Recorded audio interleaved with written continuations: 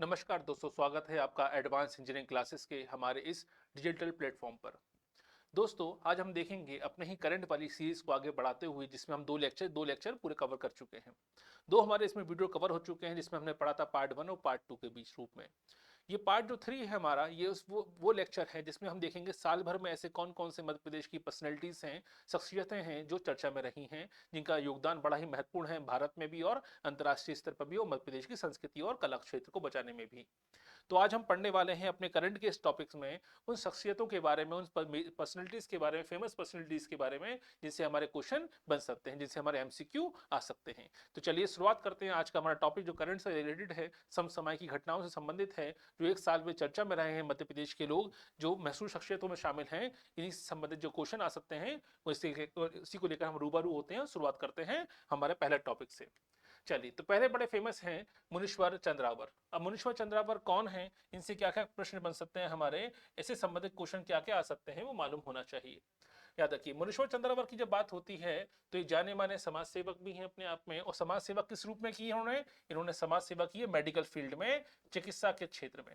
तो चिकित्सा के क्षेत्र में, मेडिकल फील्ड में इनका नाम है अपने आप में। ठीक है, याद रखिएगा। इनका जन्म भले ही 1946 में हम देख जानते हैं, 46 में हुआ था। कहां पर? अनडिवाइडेड इंडिया में, यानी जो भारत के विभाजन से पूर्व, जो वर्तमान पाकिस्तान में आता है पंजाब, उस पाकिस्तान में हुआ था। पंजाब में हुआ था, जो वर्तमान में पाकिस्तान में आता है। लेकिन 1971 की जो इंडो पाक वॉर हुई, बांग्लादेश की जो मुक्ति आंदोलन चल रहा था, उसमें बड़ा योगदान था इनका। इसके अलावा भारतीय सेना में भी 1 साल तक अपनी सेवाएं दी हैं। याद रखिए, किसने? मुनीश्वर चंद्रा, डॉक्टर मुनीश्वर चंद्रावन ने।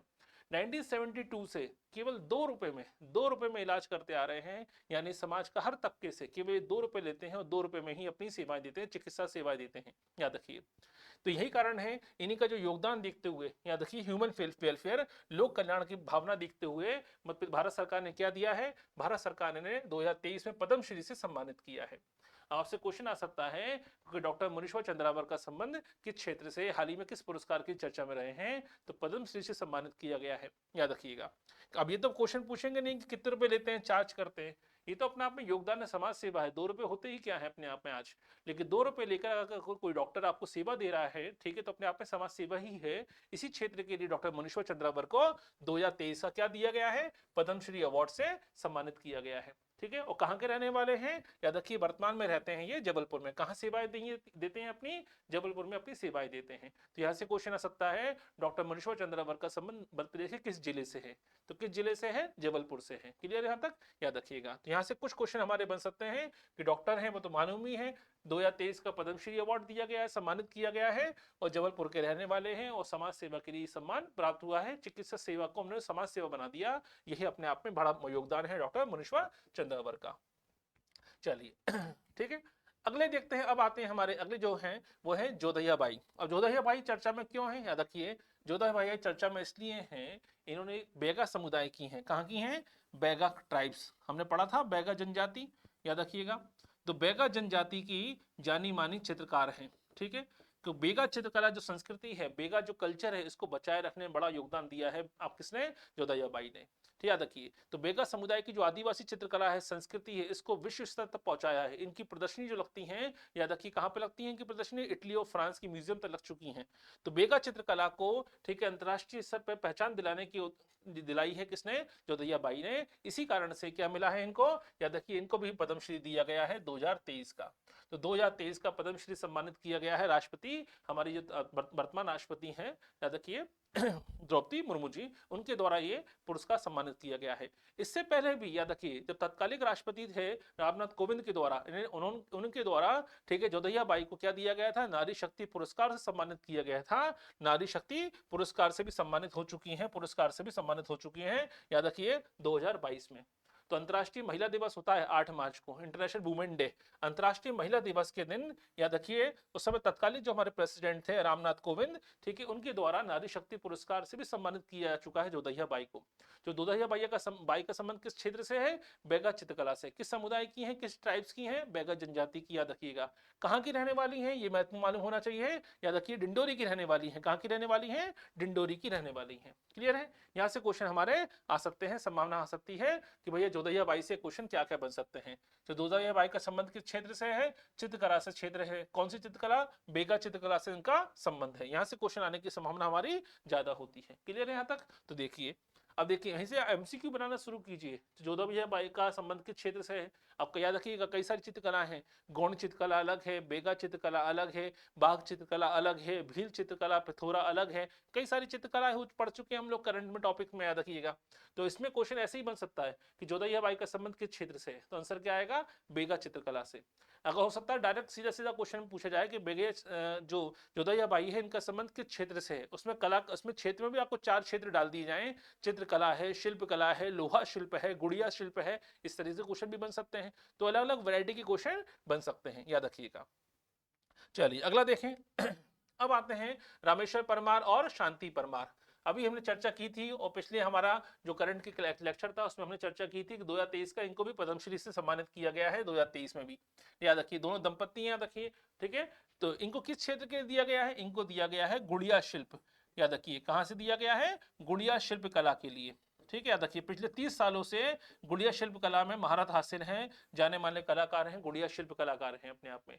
तो गुड़िया शिल्प के लिए पद्मश्री दिया गया है। पिछले 30 साल से योगदान है किस क्षेत्र में, झाबुआ के रहने वाले हैं। कहाँ के रहने वाले हैं, झाबुआ जिले के रहने वाले हैं। कौन सी चित्रकला को बचा रहे हैं, ये भील चित्रकला को बचा रहे हैं अपने आप में। ये भील चित्रकला है, सॉरी माफ कीजिएगा, भील शिल्प कला है। कौन सी शिल्प कला है, गुड़िया शिल्प कला। तो भीलों में जो गुड़िया शिल्प कला है उस समाज में, उस क्षेत्र में बड़ी फेमस है। इसको अंतर्राष्ट्रीय पहचान दिलाने में बहुत बड़ा योगदान है किसका, ठीक है, झाबुआ के रहने वाले, ठीक है, आपके रमेश परमार जी और शांति परमार जी का। क्लियर है। तो ऐसे क्वेश्चन भी आ सकते हैं कि हाल ही में जो शांति परमार और जो रमेश परमार जी हैं हाल ही में चर्चा में रहे किस क्षेत्र के लिए फेमस हैं, गुड़िया शिल्प कला को उन्होंने अंतर्राष्ट्रीय पहचान दिलाई है इसी क्षेत्र के लिए, इसी योगदान के लिए। इस भील संस्कृति को, मध्य प्रदेश की संस्कृति को राष्ट्रीय पटल पर, अंतर्राष्ट्रीय पटल पर पहुंचाने का जो काम किया है परमार दंपत्ति ने, इसी क्षेत्र के लिए, इसी योगदान के लिए इनको 2023 का पद्मश्री से सम्मानित किया गया है। तो गुड़िया शिल्प कला से संबंधित है कौन, शांति परमार और रमेश परमार जी। पिछले 30 सालों से इसी कला क्षेत्र में आगे बढ़ रहे हैं। कहां के रहने वाले हैं, झाबुआ के रहने वाले। क्लियर है। यहां से भी क्वेश्चन बन सकता है कि भाई शांति परमार या रमेश परमार का संबंध किस कला से है, याद रखिएगा। ठीक, तो जो अवार्ड मिलते हैं उनको जानकारी होनी चाहिए। चलिए अगला देखें। अब आते हैं शेफाली चौरसिया। और शेफाली चौरसिया क्यों फेमस है, अभी हम सब जानते हैं कि 2023 में क्या हुए थे, 2023 में हुए थे फीफा फुटबॉल वर्ल्ड कप। क्या हुए थे, फीफा फुटबॉल वर्ल्ड कप हुआ था। तो फीफा फुटबॉल वर्ल्ड कप जो हुआ था, इस वर्ल्ड कप में दुनिया के जाने माने कलाकारों ने अपनी प्रस्तुति दी है, याद रखिएगा। इतने लंबे समय तक चलते हैं तो इसमें जो उद्घाटन समारोह होता है, समापन समारोह होता है, दुनिया भर के कलाकार अपने मंच पर आते हैं फीफा वर्ल्ड कप पर, गायन शैली से लेके संगीत कला से क्षेत्र के जो होते हैं। तो उसी संगीत और चित्रकला को आगे बढ़ाते हुए, ठीक है, मध्य प्रदेश के मंडला जिले की रहने वाली हैं शेफाली चौरसिया, जिन्होंने इस टूर्नामेंट में क्या किया, 13 शो किए थे। कितने शो किए, 13 शो किए, यानी एक अंतर्राष्ट्रीय मंच पर पहचान दिलाई है मध्य प्रदेश को। तो मध्य प्रदेश के मंडला जिले की रहने वाली हैं शेफाली चौरसिया, जिन्होंने फीफा वर्ल्ड कप का जो इवेंट था, इस इवेंट में 13 शो किए हैं, याद रखिएगा। क्लियर है। यहां से फीफा वर्ल्ड कप से भी क्वेश्चन बन सकते हैं, याद रखिए करंट में। तो फीफा वर्ल्ड कप से क्या क्या क्वेश्चन बन सकते हैं, जो 2023 का फीफा वर्ल्ड कप है ये किसने जीता, यहां से क्वेश्चन बन सकते हैं। विनर कौन था इसका, याद रखिएगा। उप विजेता कौन था, ठीक है, किसको हराकर जीता है जीतने वाले ने, तो उप विजेता कौन था, ठीक है, याद रखिएगा। ठीक, तो विजेता कौन है फीफा वर्ल्ड कप का, ये क्वेश्चन आ सकता है। ठीक है, किसको हरा कर जीता, उप विजेता कौन है, ये आ सकता है, याद रखिएगा। ऐसे क्वेश्चन आने की संभावना ज्यादा होती है। और कहां पे हुए हैं ये तो मालूम ही है, कहां पे हुए हैं, कतर में हुए हैं, ये तो मालूम ही हमें। फीफा वर्ल्ड कप कहां पे हुए हैं, कतर। और कतर कहां पर है, ये गल्फ कंट्री अपने आप में, याद रखिएगा, मिडिल एशिया में। ठीक है, कतर। अब विजेता कौन है, विजेता थे फीफा वर्ल्ड कप का, कौन है इस बार विजेता, याद रखिएगा, अर्जेंटीना। ये भी क्वेश्चन बन गया कि अर्जेंटीना कौन है फीफा वर्ल्ड कप 2023 में। वर्ल्ड कप 4 साल में एक बार होता है फीफा वर्ल्ड कप, याद रखिए, अर्जेंटीना जीता इस बार। किसको हराकर जीता, ये जीता है फ्रांस को हराकर। किसको हराकर जीता है, फ्रांस को हराकर जीता है फीफा वर्ल्ड कप इस बार अर्जेंटीना ने। तो देखिए 2 क्वेश्चन और सोल्व हो गए आपके। ठीक है, तो फीफा वर्ल्ड कप से क्वेश्चन आ सकता है, शेफाली चौरसिया से क्वेश्चन आ सकता है। तो ये भी क्वेश्चन आ सकता है कि फीफा वर्ल्ड कप कहां पर हुआ, कतर में हुआ। किसने जीता, अर्जेंटीना ने जीता। किसको हरा के जीता? उपविजेता कौन है? फ्रांस की, तो याद रखिएगा। अर्जेंटीना के कैप्टन कौन है? लियोनेल मेसी, सबसे बड़ा महत्वपूर्ण बड़े खिलाड़ियों में से एक है मेसी, याद रखिएगा। क्लियर है? तो ऐसे क्वेश्चन भी आ सकते हैं, शेफाली चौरसिया से संबंधित क्वेश्चन भी आ सकते हैं और इससे रिलेटेड और भी इवेंट से क्वेश्चन आ सकते हैं। इसके अलावा एक क्वेश्चन और बन सकता है कि शेफाली चौरसिया का संबंध मध्य प्रदेश की है, शेफाली चौरसिया मंडला जिले के रहने वाली हैं, इनका संबंध किस क्षेत्र से है, किस कला से है? तो याद रखिएगा संगीत से है इनका संबंध, याद रखिएगा। तो गायन शैली से जुड़े हुए हैं, सिंगर है अपने आप में, इसलिए क्वेश्चन आ सकता है। शेफाली चौरसिया जिन्होंने हाल ही में फीफा वर्ल्ड कप में अपने शो किए, मध्य प्रदेश के किस जिले के रहने वाली हैं? ये भी क्वेश्चन बन सकता है। तो मध्य प्रदेश के मंडला जिले के रहने वाली, ये भी क्वेश्चन आ गया। फीफा वर्ल्ड कप कब हुए थे? 2023 में हुए थे। कहां पर हुए? कतर में हुए। जीता कौन? अर्जेंटीना। हरा किसको हरा कर जीता? या उपविजेता कौन था? फ्रांस था। क्लियर है? ऐसे क्वेश्चन आने की संभावना ज्यादा होती है। चलिए अगले आते हैं मनोहर ममतानी। अब मनोहर ममतानी का संबंध किस क्षेत्र से, ये मालूम होना चाहिए। जो मनोहर ममतानी है ये अपने आप में कौन है? जो मध्य प्रदेश का स्टेट ह्यूमन राइट्स कमीशन है, याद रखिएगा, मध्य प्रदेश का राज्य मानवाधिकार आयोग, स्टेट ह्यूमन राइट्स कमीशन यानी राज्य मानवाधिकार आयोग। तो राज्य मानवाधिकार के, याद रखिए, इनको कार्यवाहक प्रमुख बनाया गया है। क्या बनाया गया है? कार्यवाहक प्रमुख बनाया गया है। एक्टिंग चेयरमैन है, चेयरमैन नहीं है बल्कि एक्टिंग चेयरमैन है, यानी कार्यवाहक आपके प्रमुख बनाया गया है, याद रखिएगा, कार्यवाहक अध्यक्ष बनाया गया है। तो राज्य मानवाधिकार आयोग के कार्यवाहक अध्यक्ष बनाए गए हैं कौन? याद रखिए, कौन? मनोहर ममतानी। यहां से क्वेश्चन आ सकता है। एक और महत्वपूर्ण क्वेश्चन आ सकता है कि भाई मनोहर ममतानी जो बनाए गए हैं, राज्य मानवाधिकार आयोग के अध्यक्ष बनाए गए हैं, कार्यवाहक अध्यक्ष बनाए गए हैं, याद रखिए। तो ये कार्यवाहक अध्यक्ष हैं, इनको नियुक्त किसने किया? अपॉइंट किसने किया? तो एक और क्वेश्चन बन सकता है। तो अपॉइंट कौन करते हैं? याद रखिए, अपॉइंट करते हैं गवर्नर यानी राज्यपाल। तो राज्यपाल अपॉइंट करते हैं किसे? राज्य मानवाधिकार आयोग के अध्यक्ष को। यहां से क्वेश्चन बन सकता है हमारा कि भाई जो स्टेट ह्यूमन राइट्स कमीशन के चेयरमैन होते हैं, चाहे वो एक्टिंग चेयरमैन हो या चेयरमैन हो, इनकी अपॉइंटमेंट कौन करेंगे? इनकी अपॉइंटमेंट करेंगे राज्यपाल। क्लियर यहां तक? एक क्वेश्चन ये बन गया। इसके अलावा जो कार्यवाहक राज्यपाल बन के आए हैं, अध्यक्ष बने हैं, यानी एक्टिंग जो चेयरमैन बने हैं, वो कितने साल के लिए बने हैं? तो याद रखिएगा, ये बने हैं 3 साल, 3 ईयर्स, या ठीक है 3 साल का कार्यकाल होगा, या फिर 70 वर्ष की 70 वर्ष की आयु, ठीक है, जो भी पहले हो जाए। या तो अगर 70 वर्ष की आयु के पहले हो जाते हैं तो रिटायर हो जाएंगे, या कार्यकाल इनका 3 वर्ष का हो जाता है तो ये रिटायर हो जाएंगे। क्लियर है? ऐसे क्वेश्चन से ही आपकी संभावना ज्यादा होती है। तो 3 ईयर या 70 ईयर्स की एज, दोनों में से जो भी पहले हो जाता है, राज्य मानवाधिकार आयोग के अध्यक्ष को इस्तीफा देना, आपका पद समाप्त हो जाता है, याद रखिएगा, यानी अध्यक्ष का कार्यकाल पूरा हो जाता है। तो यहाँ से 2 से 3 क्वेश्चन और बन सकते हैं, याद रखिए। तो मनोहर ममतानी से क्वेश्चन तो बन ही गया कि एक्टिंग चेयरमैन है वर्तमान में, किसने अपॉइंट किया है? राज्यपाल अपॉइंट करते हैं, गवर्नर ने अपॉइंट किया है। कितने साल के लिए अपॉइंट करते हैं? 3 ईयर्स या 70 ईयर्स की एज, यानी 3 साल का कार्यकाल या 70 वर्ष की आयु, जो भी पहले हो जाएगा तब तक ये अपने पद पर बने रहेंगे। क्लियर है यहाँ तक? इसके अलावा राज्य मानवाधिकार आयोग का जो मुख्यालय है वो कहां पर है? मध्य प्रदेश में। हेड ऑफिस कहां पर है इसका? याद रखिए, इसका जो हेडक्वार्टर है, हेड ऑफिस कहां पर है? ये है भोपाल में। कहां पर है? भोपाल में। याद रखिए, ये भी क्वेश्चन बन सकता है कि राज्य मानवाधिकार आयोग का मुख्यालय कहां पर है? तो राज्य मानवाधिकार आयोग का मुख्यालय है भोपाल में। यह भी क्वेश्चन हमारा बन सकता है। तो कुछ क्वेश्चन ऐसे होते हैं चर्चा में, मनोहर ममतानी से क्वेश्चन आ सकता है, ह्यूमन राइट कमीशन से क्वेश्चन आ सकता है, ह्यूमन राइट कमीशन का ऑफिस कहां पर है, आपके टेन्योर कितना होता है, कार्यकाल कितने वर्ष का होता है, और अपॉइंटमेंट कौन करते हैं, ये भी क्वेश्चन आने की संभावना होती है। चलिए अगला आते हैं आशुतोष राणा। हम सब जानते हैं आशुतोष राणा को, याद रखिएगा, जाने माने कलाकार है, रंगमंच के कलाकार भी रहे हैं और फिल्म अभिनेता भी हैं अपने आप में, फिल्म के क्षेत्र में बड़ा योगदान है। कहाँ के रहने वाले हैं? नरसिंहपुर के। याद है, गाडरवाड़ा नाम सुना होगा, नरसिंहपुर में गाडरवाड़ा, नरसिंहपुर के रहने वाले हैं, याद रखिएगा। मध्य प्रदेश के मूल निवासी, नरसिंहपुर में इनका जन्म हुआ है। चर्चा में क्यों है? जाने माने कलाकार तो हैं, लेकिन इनकी ये किताब आई, याद रखिएगा, रामराज्य। ठीक है, क्या नाम है? रामराज्य। इस किताब जो नोवेल आई, उपन्यास आया है, इसी के लिए इन्हें 2020 का साहित्य अकादमी अवार्ड से सम्मानित किया गया है, इसलिए चर्चा में है आशुतोष राणा। ठीक है, तो श्री आशुतोष राणा क्यों चर्चा में है? तो वैसे हम सब जानते हैं रंगमंच के कलाकार हैं, फिल्म क्षेत्र के बड़ी महान अभिनेताओं में से एक हैं, लेकिन चर्चा में हाल फिलहाल चर्चा में क्यों है? इस साल करंट में क्वेश्चन क्यों आ सकता है? क्योंकि इनका जो नोवेल आया है उसका नाम क्या है? रामराज्य।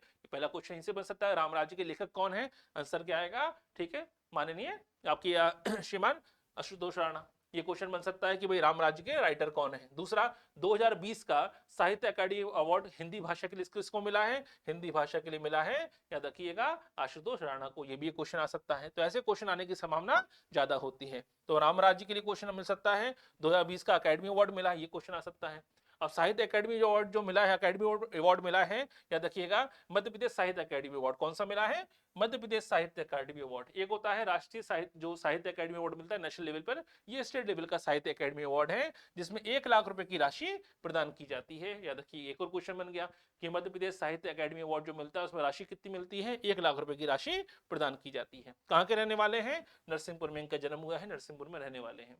तो देखिए 4 से 5 क्वेश्चन सॉल्व हो गए। पहला, आशुतोष राणा जो जी हैं, ठीक है, फिल्म अभिनेता है, इनका जन्म कहाँ पे हुआ, नरसिंहपुर में हुआ। कहाँ के रहने वाले, नरसिंहपुर के, ये क्वेश्चन बन गया। दूसरा, रामराज्य उपन्यास के लेखक कौन है, राइटर कौन है, आशुतोष राणा है। तीसरा क्वेश्चन, मध्य प्रदेश का जो साहित्य अकादमी अवार्ड होता है उसकी पुरस्कार राशि कितनी होती है, 1 लाख रुपीस होती है, 1 लाख रुपए होती है, ये क्वेश्चन बन सकता है। और चौथा क्वेश्चन, 2020 का मध्य प्रदेश साहित्य अकादमी अवार्ड किसको प्रदान किया गया या किसे सम्मानित किया गया, आशुतोष राणा को प्रदान किया गया। तो 4 तरीकों से, अलग अलग तरीकों से क्वेश्चन पूछा जा सकता है। चलिए अगला देखते हैं देवेंद्र मालवीय। अब देवेंद्र मालवीय क्या है, ये क्वेश्चन आ सकता है। जाने माने क्या है, फिल्म मेकर भी हैं और लिरिक्स राइटर भी हैं अपने आप में, गीतकार भी हैं और फिल्म निर्माता भी हैं अपने आप में। कौन, याद रखिए।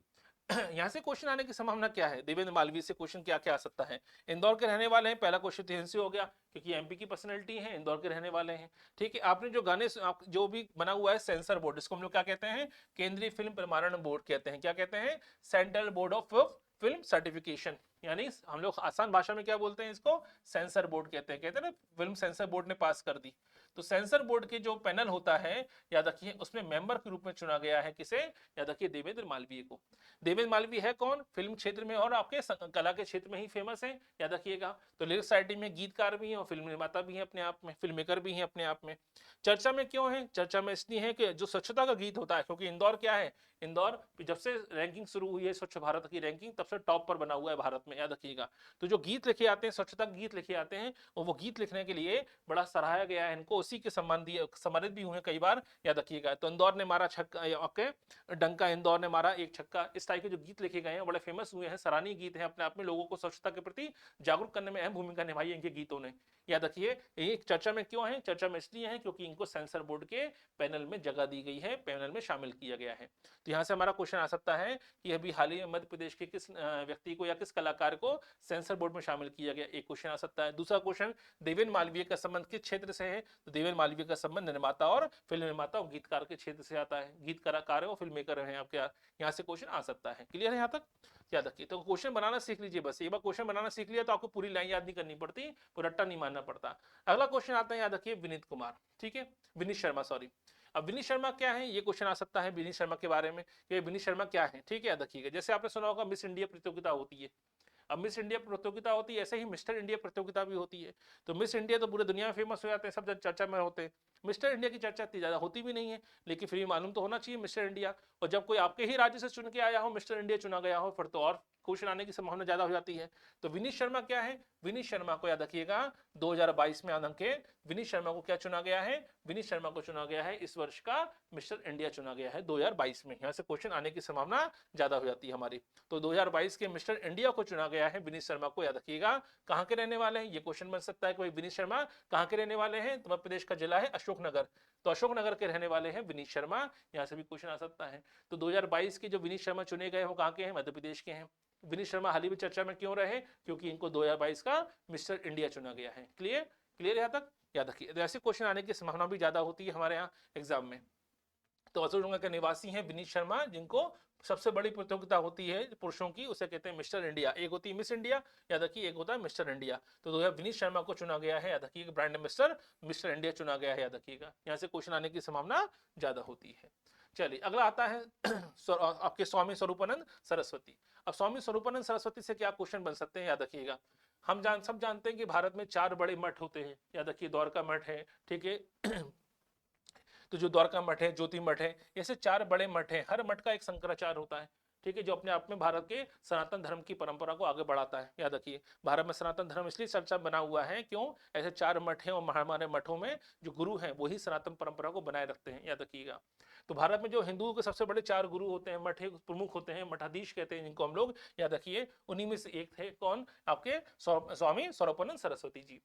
ठीक है। हाल ही में इनका जन्म कहाँ हुआ था? इनका जन्म हुआ था मध्य प्रदेश के सिवनी डिस्ट्रिक्ट में। कहाँ जन्म हुआ था? जन्म हुआ इनका मध्य प्रदेश के सिवनी डिस्ट्रिक्ट में जन्म हुआ था। मध्य प्रदेश के रहने वाले, याद रखिए, जन्म मध्य प्रदेश में हुआ है। लेकिन इनकी निधन कहाँ पे हुआ? इनका देहांत हुआ है यहाँ के नरसिंहपुर जिले में, याद रखिएगा। अब स्वामी स्वरूपानंद सरस्वती का संबंध किस क्षेत्र से है? ऐसे क्वेश्चन नहीं आ सकते, बहुत महान पर्सनैलिटी अपने आप में, सबको जानते हैं। द्वारका शारदा पीठ के शंकराचार्य थे, ये क्वेश्चन आ सकता है कि अभी हाल ही में, ठीक है, स्वामी स्वरूपानंद सरस्वती का निधन हुआ है, वो किस पीठ के शंकराचार्य थे? ऐसा क्वेश्चन आने की संभावना ज्यादा है। द्वारका शारदा पीठ के शंकराचार्य थे, ये क्वेश्चन आ सकता है, याद रखिएगा। ठीक है, क्लियर है? तो ऐसे क्वेश्चन आने की संभावना ज्यादा होती है, याद रखिए। इनका जन्म कहाँ हुआ था? जन्म हुआ था सिवनी जिले में, याद रखिए। लेकिन इनका निधन कहाँ पे हुआ? इनका निधन हुआ है नरसिंहपुर जिले में। ऐसे क्वेश्चन आने की संभावना ज्यादा है। चलिए अगला देखें, नीलेश देसाई। अब नीलेश देसाई हाल ही में चर्चा में क्यों है? यहाँ से क्वेश्चन आने की संभावना बढ़ जाती है। नीलेश देसाई का संबंध किस क्षेत्र से है? तो याद रखिए, जगह है झाबुआ। ठीक है, ठीक है। और झाबुआ में कौन सी जनजाति सबसे ज्यादा रहती है? भील जनजाति। भील जनजाति में जो सामुदायिक सेवा होती है, या भील जनजाति में जो कला के क्षेत्र में, उनकी शिक्षा के स्तर में, उनकी स्वास्थ्य सेवाओं के क्षेत्र में, ठीक है, स्वच्छता के मामले में, शिक्षा के स्तर में, उनके रोजगार के अवसर बढ़ाने के विषय में, उनके स्वरोजगार की भावना पैदा करने के विषय में, उन्हें मुख्य धारा से जोड़ने के लिए, उनके जो आर्थिक कष्ट हैं, सामाजिक कष्ट हैं, उनसे निकालने में बड़ा भूमिका निभाई है नीलेश देसाई ने। यही कारण है कि इनका, नीलेश देसाई का जो महत्वपूर्ण योगदान है वो किस क्षेत्र में है? इनकी संस्था का नाम है संपर्क। संपर्क नाम का जो स्वयंसेवी संस्थान है इनका, एनजीओ है, इस संपर्क के माध्यम से इन्होंने भील समुदाय के उत्थान के लिए बड़ा महत्वपूर्ण काम किया है। भील कम्युनिटी के उत्थान के लिए बड़ा महत्वपूर्ण भूमिका निभाई है। इसी भूमिका निभाने के चलते 1987 में इन्हें एनजीओ बनाया था। क्या नाम है उसका? संपर्क। झाबुआ जिले में एक क्षेत्र काम करता है जो भील ट्राइब्स में पशुपालन है, शिक्षा है, वित्तीय सशक्तिकरण है, ठीक है, वाटरशेड मैनेजमेंट है, वाटर आपके रिसोर्सेज के बारे में है, ताकि इनके पेयजल के संकट से दूर निकाला जा सके, इनकी स्वास्थ्य का स्तर बढ़ा सके, शिक्षा का स्तर बढ़ाया जा सके, रोजगार के अवसर बढ़ाए जा सके भील समुदाय में। इस क्षेत्र के लिए इनका संगठन काम करता है नीलेश देसाई जी का।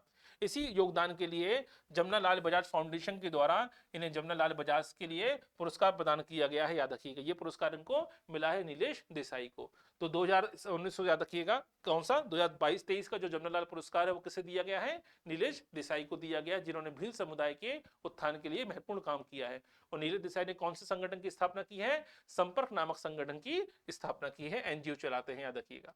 तो यहां से भी क्वेश्चन हमारे बन सकते हैं। अब आते हैं द्रविड़ मोरे, याद रखिए, अधिक नहीं है, ये क्या है? द्रविड़ मोरे। ठीक है। अब द्रविड़ मोरे का संबंध किस क्षेत्र से? यहां से क्वेश्चन आ सकता है।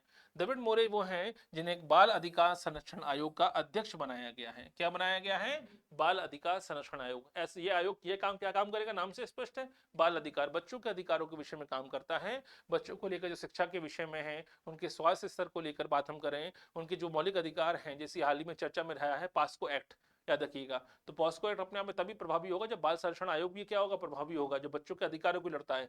जैसे एक होता है महिला आयोग, महिलाओं के अधिकारों को लड़ने वाला होता है। एक होता है राष्ट्रीय मानवाधिकार आयोग या राज्य मानवाधिकार आयोग, ह्यूमन राइट्स कमीशन, जो ह्यूमन राइट्स की लड़ता है। ऐसे ही बच्चों के भी तो अधिकार हैं, उनकी लड़ने वाला कौन होगा? तो बच्चों के अधिकारों के लिए, बच्चों के जो नीतियां बनती हैं, कार्यक्रम बनते हैं, उनके संरक्षण के लिए एक आयोग होता है, इसे हम कहते हैं बाल संरक्षण आयोग, याद रखिएगा। इस आयोग के अध्यक्ष किसको बनाया गया है? द्रविड़ मोरे को इसका अध्यक्ष बनाया गया है। और कितने समय के लिए बनते हैं अध्यक्ष? ये बनते हैं 3 साल के लिए। कितने साल के लिए बनते हैं? 3 साल के लिए अध्यक्ष बनाया जाता है। तो यहां से भी क्वेश्चन आ सकता है कि अभी हाल ही में बाल संरक्षण आयोग के अध्यक्ष कौन है? डायरेक्ट क्वेश्चन बन सकते हैं, तो आंसर क्या लगा दीजिए? द्रविड़ मोरे। दूसरा क्वेश्चन आ सकता है, बाल अधिकार संरक्षण आयोग के अध्यक्ष का कार्यकाल कितने वर्ष का होता है? टेन्योर कितना होता है? कार्यकाल कितने वर्ष का है? 3 साल का कार्यकाल होता है, 3 ईयर्स का टेन्योर होता है बाल संरक्षण आयोग के अध्यक्ष का कार्यकाल। तो यहां से 2 क्वेश्चन बन सकता है कि हाल ही में चर्चा में रहे द्रविड़ मोरे निम्न में से किस आयोग के अध्यक्ष बनाए गए हैं? तो आंसर क्या आएगा? बाल अधिकार संरक्षण आयोग के अध्यक्ष बनाए गए हैं। मनोहर मंतानी को किसका कार्यवाहक अध्यक्ष बनाया गया है? याद रखिए, स्टेट ह्यूमन राइट कमीशन का, राज्य मानवाधिकार आयोग का अध्यक्ष बनाया गया है। तो जो भी अपॉइंटमेंट हो रही है, अपॉइंटमेंट वाले क्वेश्चन भी आ सकते हैं। चलिए अगला आता है गोविंद सिंह। डॉक्टर गोविंद सिंह कौन है? याद रखिएगा, डॉक्टर गोविंद सिंह कौन है? मध्य प्रदेश की विधानसभा के विपक्ष के नेता है। विधानसभा में विपक्ष के नेता कौन है? तो मध्य प्रदेश की विधानसभा में विपक्ष के नेता हैं, याद रखिए, विधानसभा में विपक्ष के नेता, अपोजिशन लीडर हैं मध्य प्रदेश की विधानसभा में। ठीक है, कौन? याद रखिए, डॉक्टर गोविंद सिंह। और डॉक्टर गोविंद सिंह कौन से जिले से चुनकर आते हैं? भिंड जिले से चुनकर आते हैं। भिंड जिले की लेहर सीट से चुनकर आते हैं विधानसभा में। कहां से चुनकर आते हैं? भिंड जिले की लेहर सीट से चुनकर आते हैं डॉक्टर गोविंद सिंह। और कौन है ये मध्य प्रदेश की विधानसभा में विपक्ष के नेता हैं। और विपक्ष के नेता को कौन सी मान्यता प्राप्त होती है? विपक्ष के नेता को दर्जा प्राप्त होता है कैबिनेट मंत्री का, याद रखिएगा। तो कैबिनेट मंत्री का दर्जा प्राप्त होता है किसे? विपक्ष के नेता को। ये याद रखिएगा, यहां से क्वेश्चन बन सकता है कि विपक्ष के नेता को कौन सा दर्जा मिलता है। तो कौन से मंत्री का दर्जा मिलता है? कैबिनेट मंत्री को जो सुविधाएं मिलती हैं, कैबिनेट मिनिस्टर को जो सुविधाएं मिलती हैं, वो सारी सुविधाएं, वो सारा ही दर्जा, वो सारे अधिकार प्राप्त होते हैं किसको? विपक्ष के नेता को, अपोजिशन पार्टी को, अपोजिशन लीडर को, याद रखिएगा। तो यहाँ से कोई क्वेश्चन बन सकता है कि मध्य प्रदेश में वर्तमान में विपक्ष के नेता कौन है। तो मध्य प्रदेश की विधानसभा में विपक्ष के नेता, अपोजिशन लीडर कौन है वर्तमान में? अपोजिशन लीडर है डॉक्टर गोविंद सिंह। यहाँ से क्लियर है यहाँ तक? इसके अलावा एक और क्वेश्चन बन सकता है कि डॉक्टर गोविंद सिंह जो विपक्ष के नेता है वो कहाँ से चुनकर आते हैं? विधानसभा की लेहर सीट से रिप्रेजेंट करते, प्रतिनिधित्व करते हैं, याद रखिएगा। चलिए अगला क्वेश्चन देखें आपके, शिवम मिश्रा। अगला क्वेश्चन क्या है हमारा? शिवम मिश्रा हाल ही में क्यों चर्चा में रहे हैं, याद रखिए। तो पहले महत्वपूर्ण जानकारी मालूम होना चाहिए, पहले जानकारी आपको मालूम होना चाहिए कि राष्ट्रीय युवा महोत्सव, याद रखिए, क्या मनाया गया? राष्ट्रीय युवा महोत्सव मनाया गया। अब राष्ट्रीय युवा महोत्सव कहाँ मनाया गया, ये क्वेश्चन आ सकता है। तो राष्ट्रीय युवा महोत्सव मनाया गया धारवाड़ में। अब धारवाड़ कहाँ पर है? धारवाड़ है आपका कर्नाटक में, ठीक है, याद रखिएगा। तो राष्ट्रीय स्तर पर एक राष्ट्रीय युवा महोत्सव मनाया गया था। और राष्ट्रीय युवा दिवस कब मनाते हैं? 12 जनवरी को मनाते हैं। 12 जनवरी को क्यों मनाते हैं? क्योंकि स्वामी विवेकानंद का जन्मदिन होता है, याद रखिएगा। स्वामी विवेकानंद का जन्म दिवस होता है, ठीक है, याद रखिएगा। तो स्वामी विवेकानंद के जन्मदिन के उत्सव में मनाया जाता है राष्ट्रीय युवा दिवस 12 जनवरी को। इसी दिन हम देखें कर्नाटक के धारवाड़ में क्या बनाया गया? राष्ट्रीय युवा महोत्सव का आयोजन किया गया। इसी राष्ट्रीय आपके युवा महोत्सव में, याद रखिएगा, ये पुरस्कार मिला है राष्ट्रीय युवा पुरस्कार 2019-20 का। तो राष्ट्रीय युवा पुरस्कार इसी सम्मेलन के दौरान, इसी महोत्सव के दौरान दिया गया है। किसको दिया गया है? याद रखिए, मध्य प्रदेश के शिवम मिश्रा को दिया गया है, जो नरसिंहपुर के रहने वाले हैं। याद रखिए किस क्षेत्र में दिया गया है, याद रखिएगा। ये पुरस्कार युवा मामले और खेल कल्याण मंत्रालय देता है, याद रखिए। तो ये पुरस्कार युवाओं के क्षेत्र में अपने योगदान के लिए दिया गया है शिवम मिश्रा को। तो मध्य प्रदेश के शिवम मिश्रा चर्चा में क्यों है? इन्हें 2019-20 का राष्ट्रीय युवा पुरस्कार से सम्मानित किया गया है, याद रखिए। तो नेशनल यूथ जो अवार्ड मिलता है वो किसको मिला है? मध्य प्रदेश के शिवम मिश्रा को मिला है, नरसिंहपुर के रहने वाले हैं, याद रखिएगा। और राष्ट्रीय युवा महोत्सव कहाँ पे हुआ है? राष्ट्रीय युवा महोत्सव इस साल का धारवाड़ जिले में हुआ है। और धारवाड़ कहाँ पर आता है? कर्नाटक में हुआ है। और राष्ट्रीय युवा दिवस कब मनाया जाता है? 12 जनवरी को मनाया जाता है। किसके सम्मान में मनाया जाता है? कि याद स्वामी विवेकानंद का जन्म दिवस है दिन, याद रखिए। क्लियर है? तो ऐसे क्वेश्चन भी आने की संभावना ज्यादा होती है कि भाई शिवम मिश्रा से क्या क्या क्वेश्चन बन सकता है। तो नेशनल यूथ डे, तो नेशनल यूथ डे कब होता है? 12 जनवरी को होता है, ये क्वेश्चन बन गया। दूसरा, किसको मिला है एक्टिविटी के लिए? कम्युनिटी एक्टिविटी के लिए मिलता है। नेशनल यूथ फेस्टिवल ऑर्गेनाइज हुआ था, कहां पे हुआ था? कर्नाटक में। तो नेशनल यूथ फेस्टिवल कहां पे आयोजित हुआ है? कर्नाटक में, याद रखिए, आयोजित किया गया था, ऑर्गेनाइज किया गया था कर्नाटक के धारवाड़ में। 2019-20 का जो अवार्ड मिला है, यूथ अवार्ड, किसको मिला है? शिवम मिश्रा को मिला है। कहां के रहने वाले हैं? नरसिंहपुर के रहने वाले हैं। क्यों मिला गया है? कम्युनिटी एक्टिविटी के लिए दिया गया है, सामुदायिक सेवा के लिए दिया गया है। क्लियर है? यहां से क्वेश्चन हमारे बन सकते हैं। चलिए अगला क्वेश्चन देखें ठीक है, अगला क्वेश्चन आता है हमारा लहरी बाई। अब लहरी बाई से क्या क्वेश्चन आ सकता है, याद रखिएगा। लहरी बाई का नाम आपने सुना होगा, प्रधानमंत्री के कार्यक्रम आता है मन की बात। क्या नाम आता है? मन की बात। मन की बात में प्रधानमंत्री ने, ठीक है, याद रखिए, इनको ब्रांड एम्बेसडर बनाया। किसका? बाजरे का। याद रखिए, बाजरे का ब्रांड एम्बेसडर बनाया है। किसके लिए? याद रखिए, बाजरे का ब्रांड एम्बेसडर बनाया, मिलेट्स का। तो बाजरे का ब्रांड एम्बेसडर अपॉइंट किया गया है। किसको अपॉइंट किया गया है? याद रखिए, मन की बात कार्यक्रम में। कहां की रहने वाली है? डिंडोरी की रहने वाली है। कहां की रहने वाली है? ये डिंडोरी की रहने वाली है। यहाँ से एक और क्वेश्चन बन गया, डिंडोरी की जो लहरी बाई हैं, इनको ब्रांड एम्बेसडर बनाया गया है बाजरे का। और मन की बात में इनको उनकी सराहना भी की है। क्यों की है? कि उन्होंने 150 से ज्यादा, 150 से अधिक बाजरे की किस्मों का संरक्षण किया है। याद रखिए, इनके पास खुद का अपना बाजरा बैंक है, बीज बैंक, यानी बाजरे की फसल को प्रमोट करती हैं ये। याद रखिए, लोगों को ट्रेंड भी करती हैं कि भाई इस बाजरे की फसल को कैसे प्राप्त किया जाए, नई नई किस्म के पौधे कैसे उगाए जाएं, नई नई किस्म के बाजरा कैसे विकसित किए जाए, लोगों को अपनी आपके प्रकार से सलाह भी देती है, एडवाइस भी देती हैं, याद रखिएगा। तो 150 से ज्यादा बाजरे की किस्म की विकसित की है उन्होंने। किसने? लहरी बाई ने। तो लहरी बाई की चर्चा में आ सकता है, इसलिए लहरी बाई का संबंध किस क्षेत्र से है? याद रखिएगा, कृषि क्षेत्र से है। कृषि विशेषज्ञ तो नहीं अपने आप में, लेकिन कृषि क्षेत्र में बहुत बड़ा योगदान है अपने आप में। तो आने वाली हम देख रहे हैं कि 2023 को मिलेट्स ईयर घोषित किया गया है। बाजरा वर्ष घोषित किया गया 2023 को, ताकि सरकार भी चाहती है कि ज्यादा से ज्यादा लोग मोटे अनाजों के प्रति जागरूक हों। याद रखिए, मोटे अनाजों से क्या होता है, आयरन की मात्रा ज्यादा होती है, प्रोटीन की मात्रा ज्यादा होती है, पोषक तत्वों की मात्रा ज्यादा होती है। मन की बात में 3 से 4 बार प्रधानमंत्री इसी मोटे अनाज पर चर्चा कर चुके हैं। याद रखिए, तो मध्य प्रदेश के डिंडोरी जिले की लहरी बाई इसी क्षेत्र में योगदान दे रही हैं और 150 से अधिक किस्मों को इन्होंने विकसित किया है। याद रखिए, इनका संरक्षण किया, माफ कीजिएगा, संरक्षण किया है। क्लियर है? और क्या है, बाजरा एम्बेसडर है। तो क्वेश्चन आ सकता है, बाजरे की ब्रांड एम्बेसडर कौन है? 4 नाम आ गए, आंसर क्या आएगा? लहरी बाई। कहां की रहने वाली हैं? डिंडोरी की रहने वाली हैं। क्लियर है? यहां से क्वेश्चन आने की संभावना हो जाती है। अब आते हैं जवाहर कर्णावत। अब जवाहर कर्णावत कौन है, ये क्वेश्चन आ सकता है। याद रखिएगा, जवाहर कर्णावत भोपाल के रहने वाले हैं। कहां के रहने वाले हैं? भोपाल के। ठीक है, याद रखिएगा। इन्हीं को दिया गया है सबसे महत्वपूर्ण सम्मान, जिन्होंने अंतरराष्ट्रीय स्तर पर पहचान दिलाई है, विश्व हिंदी सम्मान दिया गया है। याद रखिए इनको।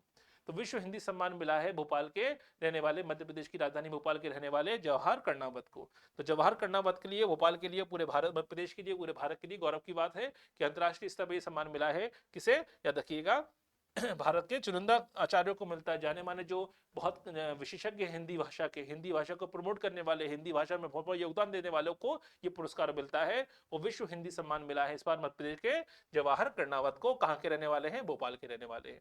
तो ऐसे क्वेश्चन आने की संभावना ज्यादा होती है। किस क्षेत्र में है? वैसे हिंदी के जाने माने साहित्यकार भी है, पत्रकार भी है। इसी हिंदी, विश्व हिंदी सम्मान इसी क्षेत्र में इनको मिला है, हिंदी भाषा के योगदान के लिए। ठीक है, अगला क्वेश्चन आते हैं हमारे ओम प्रकाश कोहली। ओम प्रकाश कोहली कौन है? हम सब जानते हैं, याद रखिए, ओपी कोहली। ठीक है, ओम प्रकाश कोहली मध्य प्रदेश के, याद रखिए, क्या रह चुके हैं? पूर्व राज्यपाल थे। अभी हाल ही में इनका निधन हो गया, देहांत हो गया। यहाँ से क्वेश्चन आने की संभावना ज्यादा होती है कि ओम प्रकाश कोहली कौन थे? गुजरात के रहने वाले थे, गुजरात के राज्यपाल भी रहे, मध्य प्रदेश के भी राज्यपाल रहे। याद रखिएगा, याद रखिएगा। ठीक है, तो 2014 से 2019 तक गुजरात के भी रहे, 19 में राज्यपाल थे, और मध्य प्रदेश में और गोवा के रूप में भी, गोवा में भी राज्यपाल के रूप में काम किया है। अब गोवा गुजरात में रहे वो हमारा महत्वपूर्ण नहीं है, हमारे लिए महत्वपूर्ण है कि भाई मध्य प्रदेश के रहे। हमारे एमपीपीएससी में हमारे स्टेट से रिलेटेड जो क्वेश्चन आ सकते हैं उसमें क्वेश्चन आ सकता है, याद रखिएगा, मध्य प्रदेश में। तो मध्य प्रदेश के राज्यपाल भी रहे हैं। ठीक, याद रखिएगा, यहीं से क्वेश्चन बन जाता है कि हाल ही में मध्य प्रदेश के किस भूतपूर्व राज्यपाल की निधन हुआ है, देहांत हुआ है। याद रखिए, ऐसे क्वेश्चन अगर आ गए तो आंसर क्या आएगा? ओपी कोहली। क्लियर है? ऐसे क्वेश्चन आने की संभावना ज्यादा होती है, चर्चा में हूं। अब आते हैं शरद यादव। हम सब जानते हैं शरद यादव के बारे में। याद रखिए, आपने नाम सुना होगा जेडीयू, जनता दल यूनाइटेड। ठीक है, नीतीश कुमार की पार्टी है। इसी पार्टी में, उस पार्टी के संस्थापकों में शामिल थे, जेडीयू के संस्थापकों में शामिल थे, याद रखिए कौन? शरद यादव। इनका जन्म हुआ था होशंगाबाद के बाबई में। कहाँ जन्म हुआ? होशंगाबाद के बाबई में। नाम याद आ गया होगा, बाबई। बाबई क्या है? माखन नगर कहते हैं। याद रखिए, क्यों? होशंगाबाद के बाबई में जन्म हुआ था माखना चतुर्वेदी का भी, याद रखिएगा। तो होशंगाबाद के बाबई में इनका जन्म हुआ था। ये याद रखिए, ये अपनी जो कॉलेज के जो आपकी होती है, यूनिवर्सिटी में जो पॉलिटिक्स होती है उसमें जुड़े रहे, छात्र संघ के नेता भी रहे, राम मनोहर लोहिया। और हम देखते हैं जेपी मूवमेंट जो हुआ था, जयप्रकाश मूवमेंट जो हुआ था, जेपी मूवमेंट, उसमें भी हिस्से रहे, भागीदार रहे। जो मंडल कमीशन रिपोर्ट आई थी, मंडल कमीशन में जो ओबीसी के लिए आरक्षण की व्यवस्था की गई थी, तो मंडल कमीशन की रिपोर्ट को इंप्लीमेंट कराने में भी बड़ा योगदान दिया है। किसने? याद रखिए, आपके शरद यादव ने योगदान दिया था। पार्टी जब बनी, नई पार्टी बनी, जेडीयू, जनता दल यूनाइटेड बनी थी, नीतीश कुमार, ठीक है, जॉर्ज फर्नांडिस, इन सब के साथ मिलकर नई पार्टी बनाई थी शरद यादव ने। और यही पार्टी आज सरकार में है बिहार में, याद रखिए, जिनसे मुख्यमंत्री है नीतीश कुमार। तो जेडीयू के संस्थापक भी रहे हैं, याद रखिए। इसके अलावा मंडल कमीशन की रिपोर्ट को इंप्लीमेंट कराने में बड़ा योगदान दिया। होशंगाबाद में इनका जन्म हुआ था। ऐसे क्वेश्चन आने की संभावना ज्यादा होती है शरद यादव से। क्लियर है? यहाँ तक कोई मिलाकर देखा जाए तो 7 बार लोकसभा में और 4 बार राज्यसभा में पहुंचे हैं। याद रखिए, राज्यसभा के 4 बार मेंबर रहे और लोकसभा में 7 बार मेंबर रहे। सोचिए कितना लंबा समय कार्यकाल गुजारा होगा।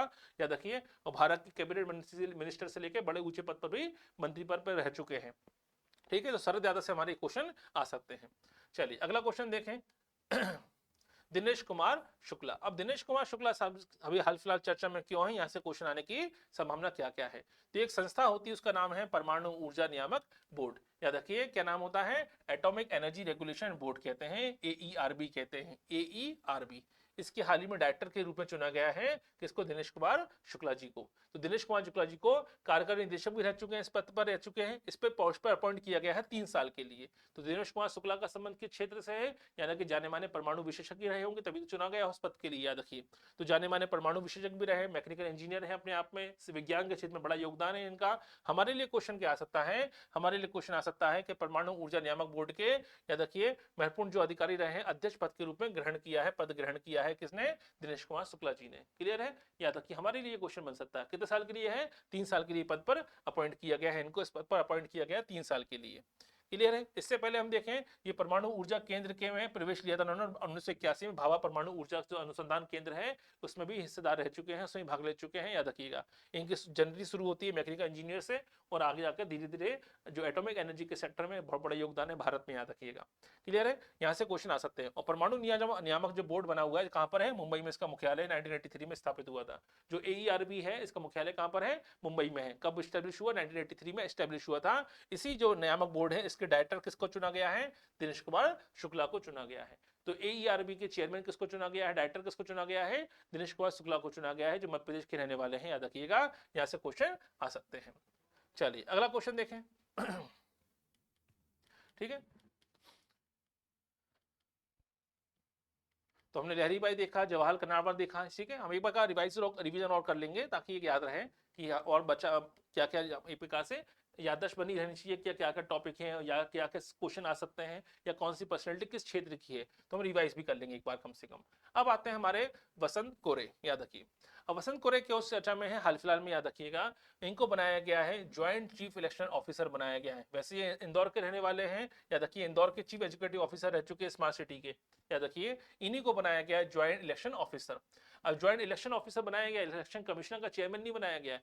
मध्य प्रदेश के जो स्टेट इलेक्शन कमीशन के चेयरमैन है वो कौन है, वो तो अभी वसंत प्रताप सिंह है, याद रखिएगा, करंट में। तो मध्य प्रदेश का जो इलेक्शन कमीशन है, इलेक्शन कमीशन के चेयरपर्सन कौन है अभी, वसंत प्रताप सिंह है, याद रखिए, VP सिंह है, याद रखिएगा। क्लियर है। लेकिन जो संयुक्त अधिकारी होते हैं, ऑफिसर बनते हैं, चीफ इलेक्शन कमिश्नर है, ज्वाइंट चीफ इलेक्शन कमिश्नर है, उस पोस्ट पे अपॉइंट किया गया है वसंत कोरे को। अब वसंत कोरे को इलेक्शन कमीशन का ऑफिसर, क्योंकि मध्य में चुनाव इस साल, याद रखिएगा, इलेक्शन ऑफिसर अपॉइंट किया गया है, ज्वाइंट इलेक्टोरल ऑफिसर अपॉइंट किया गया है। इसलिए क्वेश्चन बन सकता है इलेक्शन कमीशन से। स्टेट इलेक्शन कमीशन, याद रखिए, चुनाव नहीं कराएगा। मध्य प्रदेश के चुनाव जो होंगे, विधानसभा के चुनाव होने वाले हैं, वो भारत का इलेक्शन कमीशन कराता है, भारत का निर्वाचन आयोग कराता है। स्टेट इलेक्शन कमीशन केवल जो आपके स्थानीय निकाय होते हैं, लोकल बॉडीज होती है, नगर निगम, नगर पालिका, पंचायतों के चुनाव कराता है, जिसके अध्यक्ष कौन है, वसंत प्रताप सिंह है, जो 1994 में स्टेब्लिश हुआ था। भोपाल में इसका हेड ऑफिस है और पहले चेयरपर्सन थे NB लोहानी, याद रखिए। तो कुछ चीजें चर्चा में बनी रहती हैं, चर्चा में आ जाती हैं, इसलिए क्वेश्चन आने की संभावना ज्यादा होती है। तो यहाँ से वसंत कुर्वे से हमारे क्वेश्चन बन सकते हैं, याद रखिए। ठीक है, तो ये है हमारे आज के टॉपिक में महत्वपूर्ण पर्सनैलिटीज के बारे में जो चर्चा में रहे हैं साल भर में। एक बार रिवाइज कर लेते हैं फिर आगे देखते हैं। तो हमने वसंत कुर्वे के बारे में पढ़ा, ठीक है। इसके अलावा दिनेश कुमार शुक्ला जी के बारे में पढ़ा, जो AERB के डायरेक्टर चुने गए हैं। इसके अलावा हमने देखा महत्वपूर्ण टॉपिक शरद यादव के बारे में, जिनका हाल ही में देहांत हो गया, याद रखिए, जो JDU के संस्थापकों में से एक रह चुके हैं। मंडल कमीशन की सिफारिशों को लागू कराने में जिनका योगदान बड़ा अहम योगदान माना जाता है। इसके अलावा हमने OP कोहली के बारे में जाना कि OP कोहली जो कौन है, ओम प्रकाश कोहली, जो मध्य प्रदेश के राज्यपाल भी रह चुके हैं, भूतपूर्व राज्यपाल थे, जिनका भी हाल ही में देहांत हो चुका है। ठीक है, जवाहर कन्नावत के बारे में जाना। जवाहर कन्नावत जो है पत्रकारिता के क्षेत्र में, साहित्य के क्षेत्र में बड़ा जाना माना नाम है, भोपाल के रहने वाले हैं। इन्हें हाल ही में विश्व हिंदी सम्मान से सम्मानित किया गया है। इसके अलावा लहरी बाई के बारे में जाना। लहरी बाई डिंडोरी जिले की हैं, इनको बाजरा का ब्रांड एम्बेसडर अपॉइंट किया गया है। इनको मन की बात कार्यक्रम में इनकी सराहना भी की है। इन्होंने 150 से अधिक किस्मों का संरक्षण किया है बाजरे की, इसी चर्चा में है। ठीक है, याद रखिए। शिवम मिश्रा जाने माने क्या है, हम देखें कि कम्युनिटी कार्यकर्ता है, प्रकार से सामुदायिक कार्यकर्ता हैं, जिनको राष्ट्रीय युवा पुरस्कार से सम्मानित किया गया है कर्नाटक के धारवाड़ में राष्ट्रीय युवा महोत्सव के दौरान। ठीक है, इसके अलावा देखिए शिवम मिश्रा के अलावा डॉक्टर गोविंद सिंह जो हैं वो आपके लहरी सीट से चुन के आते हैं, जनप्रतिनिधि हैं, भिंड जिले से आते हैं चुनकर, और उनको मध्य प्रदेश की विधानसभा में विपक्ष के नेता के रूप में अपॉइंट किया गया है, याद रखिएगा। और विपक्ष के नेता को कौन सा दर्जा प्राप्त होता है, कैबिनेट मंत्री का दर्जा प्राप्त होता है। इसके अलावा देखें महत्वपूर्ण देवेंद्र मोरे को बाल जो संरक्षण आयोग है मध्य प्रदेश का, इसका अध्यक्ष चुना गया है 3 वर्षों के लिए, यहाँ भी क्वेश्चन आ सकता है। नीलेश देसाई जो है वो भील समुदाय के लिए इन्होंने संपन्न नाम के संगठन के माध्यम से समाज सेवा की है, भील समुदाय को उत्थान में बड़ा योगदान दिया है संपन्न नामक संगठन के माध्यम से। इसी क्षेत्र के लिए इनको मिला है जमनालाल बजाज पुरस्कार से सम्मानित किया गया है, झाबुआ जिले में रहने वाले हैं। ठीक है, नीलेश देसाई का संबंध किस क्षेत्र से हम जानते हैं, या तक कि अभी हमने देखा ही नीलेश देसाई के बारे में। चलिए अगला देखें, स्वामी स्वरूपानंद सरस्वती, जिनका जन्म कहाँ पे हुआ, जिनका जन्म हुआ था सिवनी जिले में, और जिनका निधन हुआ है नरसिंहपुर जिले में। और याद रखिए हमारे जो 4 पीठ होती हैं, पीठों में से एक महान पीठ में से द्वारका शारदा पीठ के आपके शंकराचार्य थे।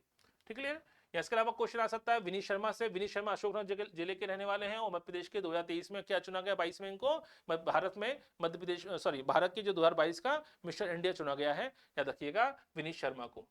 तो यहाँ से भी क्वेश्चन आ सकता है। देवेंद्र मालवीय की बात करें तो जाने माने फिल्म मेकर भी हैं और गीतकार भी हैं, इंदौर के रहने वाले हैं और केंद्रीय फिल्मालन जो सेंसर बोर्ड है हमारा उसके पैनल में शामिल किया गया है देवेंद्र मालवीय को। अगला है आशुतोष राणा, जाने माने फिल्म कलाकार हैं, हम सब जानते हैं इनके बारे में। नरसिंहपुर में इनका जन्म हुआ, मध्य प्रदेश नरसिंहपुर के गाड़ावाड़ा में जन्म हुआ है, नरसिंहपुर के इलाके में जन्म हुआ है इनका। एक और क्वेश्चन बन सकता है कि ये किताब का जब उपन्यास आया उसका नाम है रामराज्य, इसी के लिए मध्य प्रदेश साहित्य अकादमी पुरस्कार दिया गया है जिसकी राशि होती है 1 लाख रुपए। याद रखिए, यहाँ से क्वेश्चन बन सकता है। मनोहर ममतानी, इनको राज्य मानवाधिकार आयोग का एक्टिंग प्रेसिडेंट अपॉइंट किया गया है, एक्टिंग चेयरमैन अपॉइंट किया गया है, कार्यवाहक अध्यक्ष चुना गया है। कौन चुनते हैं? राज्यपाल चुनते हैं। कितने साल के लिए चुना गया है? 3 वर्ष या 70 वर्ष की आयु, जो भी पहले होगा तब तक के लिए इनको कार्यकाल के रूप में चुना गया है। 3 वर्ष या 70 ईयर्स की एज यानी 70 वर्ष की आयु तक जो भी पहले होगा तब तक ये अपने पद पर बने रहेंगे। और कहां पर है मुख्यालय? राज्य मानवाधिकार आयोग का मुख्यालय कहां पर है? भोपाल में आता है। यहाँ से क्वेश्चन आ सकता है। सैफाली चौरसिया जो है वो क्या है? वो मंडला जिले की रहने वाली है। कतर में फीफा वर्ल्ड कप हुआ था, इस कतर के फीफा वर्ल्ड कप में 13 शो किए हैं इन्होंने, याद रखिए। गायक हैं जानी मानी, याद रखिए वहां पर शो करना अपने आप में गौरव की बात होती है। मध्य प्रदेश का गौरव भी बढ़ाया है, मंडला जिले की रहने वाली है। यहाँ से क्वेश्चन एक और बन सकता है कि कतर में हुए थे फीफा वर्ल्ड कप और जीता कौन है? अर्जेंटीना। और किसको हराकर जीता है? फ्रांस को हराकर जीता है। इस बार क्वेश्चन ये भी आ सकता है। रमेश परमार, शांति परमार का संबंध झाबुआ क्षेत्र से है, याद रखिएगा। और गुड़िया शिल्प कला के क्षेत्र में इनका महान योगदान है, अपने आप में अंतर्राष्ट्रीय स्तर पर पहुंचाया गुड़िया शिल्प कला को। और गुड़िया शिल्प कला के योगदान के लिए ही इनको 2023 का पद्मश्री से सम्मानित किया गया है। इसके अलावा देखें महत्वपूर्ण है आपके जोदैया बाई, इनको बेगा चित्रकला के क्षेत्र में महत्वपूर्ण योगदान है। 2023 का इनको आपके पद्मश्री से सम्मानित किया गया है। और 2022 में उस समय तत्कालिक राष्ट्रपति थे रामनाथ कोविंद जी, जिन्होंने इनको नारी शक्ति पुरस्कार से सम्मानित किया था। इसलिए क्वेश्चन आ सकता है हमारा।